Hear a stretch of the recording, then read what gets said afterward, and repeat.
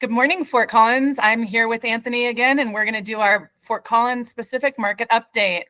Hi, Anthony. Hey, thanks for having me today.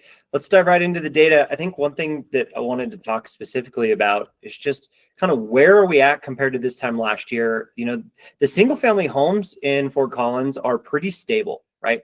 We're feeling a little bit difference in our average sales price, but right in there, 716. The median is up 1%, so very similar to this time last year as well at 627. But then when you look at the condo townhouse market, we were talking for a while, Fort Collins maybe was one of the only markets that the attached market was outperforming, where it was a year ago. And it looks like it's started to turn a little bit of a corner there, right? So it's feeling that same compression that a lot of the other markets have been feeling. We're down 2.6% in the average sales price to under 400,000 now. The median, same basic thing, a little bit of a compression there. And there's just, there's more inventory in this part of the market. There's just so many factors kind of stacked against the condo townhouse market right now. So it's not really that shocking to see this. It is just something that we kind of have to plan for and prepare for. And if you need kind of a second check, that price per square foot can really tell the same story. You can see that we're off a little bit on the detached single family, lots of inventory that causes that. And the condo townhouse market, you can really see we're down 2.2% as well. So we've had this kind of like balancing in the marketplace, right? And it's going to continue to happen with what's going on with inventory, right, Krista? That's right. It looks like we've got some huge supply here. We have more active listings. We are outpacing last year by 14%. We have active listings up from last year, 21.4%. This is just gives great options for buyers out there. We have of inventory for them to choose from. They can be a little bit more picky. They can take their time. We're at peak listing season right now. We see that most of our listings come on March through October. And this is just really good data. Thanks. Yeah, and it's just really helpful information because if you're trying to make a decision as a seller, like when to put your house on the market, or if you're a buyer and you're like, should I get out there, right? This is great information for them.